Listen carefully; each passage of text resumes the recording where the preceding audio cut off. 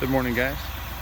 Automotive Inquiries here. So got the 23 Silverado LTZ, showing you what the lights look like at night. So these little puddle jumper lights, they're a little bit dimmer than my XLT Super Duty. Got your LED mirrors. Come back here. And I've always been a fan of this taillight. I'm not sure why. I just like the look of it. It's just really good looking. Now, being the LTZ, some of this is LED fill-in versus regular incandescent bulbs. Headlights are obviously LED, but on the lower trims are going to be HID type bulbs. Interesting enough, those are not LED on the license plate lights.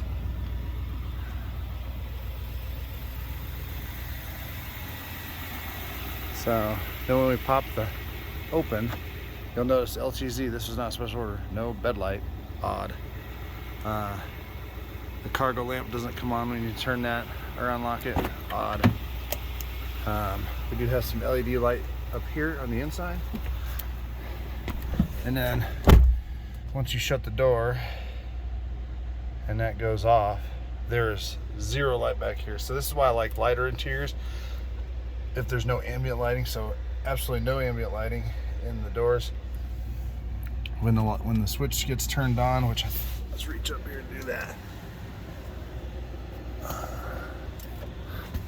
All right, when light is on, you do get a little bitty window switch light, which is fine. But I figured in an LTZ you would have more ambient light. There's just a smidge in the upper door handles, but. So we'll go from there. All right, let's walk back around here.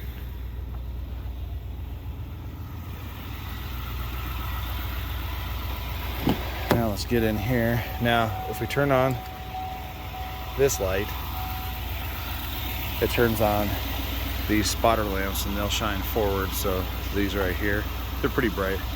I accidentally left them on earlier when I went into the gym. I thought this was the rear dome light, but this is the dome light, of course, with a little pickup on it.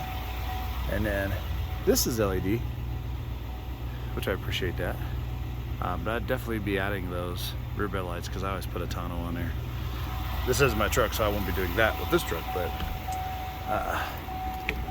now we come into here. We're gonna shut this door. Lasso up here. All right. So now, and see, this is where I'm confuzzled. In every other vehicle, you can just push the button, it turns on, and every time I turn this thing on for a remote start, it shuts off. So odd. So, got our door panel here. These buttons are a little hard to read without. I mean, you really have to kind of look. I mean, once you own it for a while, you might start recognizing those and you won't mess those a lot, but like every button's kind of sideways. And down here in the handle, you got a little ambient light. We got our drive mode selector.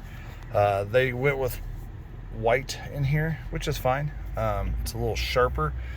And then in the gauges here, you do have a ring around these, which in the lower trims you won't. It's just black, so I really appreciate that. Then we come into here. Here's all your controls, which I do like that. LTZ, don't get a lit glove box or a lit upper. And you see, don't get a lit mini console either. So it's kind of unique how they pick that stuff. Although these are kind of nice up here. The lights are really bright. The XLT doesn't even come with lit, but these are a nice, I don't know how to explain the light. It's just a real full light for that. A little bit of ambient light here coming down, which I think you definitely need. Other than that, I mean, it doesn't have auto high beams, which it just mesmerizes me. To me, I could deal without, say, power scoping or power scope telescoping mirrors and have auto high beams. I don't pull my mirrors out that much, especially because these are so big on this truck anyway. Same with my Super Duty. But I'm just, man, auto high beams is just so nice because you always have the right amount of light that you need. And these lights are really bright. If you look up here, let me kick on the brights here. I mean, they're pretty bright. Don't get me wrong. But you know, at the end of the day, I want some auto high beams. Once I had those back in my Stinger, I've never wanted to have a car without them, and my custom didn't have them. That just, yeah, you can do that movement, but you know, it's just, to me, it's just because sometimes you forget they're on. Sometimes you leave them on too late. And I just like how the truck just knows. So to have it in the work truck version all the way up and forward is just, that's just really great. So maybe it's not important to y'all, but if you have it once and you turn them on, you may never want to ever have it again. Like I said, I could deal without some other creature comforts of that. So just want to do a nice little drive view of what it looks like in the cockpit of a 23 Silverado. So LTZ and down is going to be very similar, but obviously you'll be missing some buttons, some doodads and whatnot. And but exterior lighting will then go from L.E.D down to just regular type of HID bulbs or incandescent bulbs and tail lights. Once you hit like high country, Denali level, this will be an LCD screen in here instead of analog gauges. But yeah, I mean, overall, it does have some nice lighting on it, some nice stuff. I do still prefer blue needles over red. I think that's easier on my eyes. You guys can comment, let me know what you think. Maybe it's not even a care, but I drive for a living, and so, you know, most of the semis are either green with or white type gauges, and I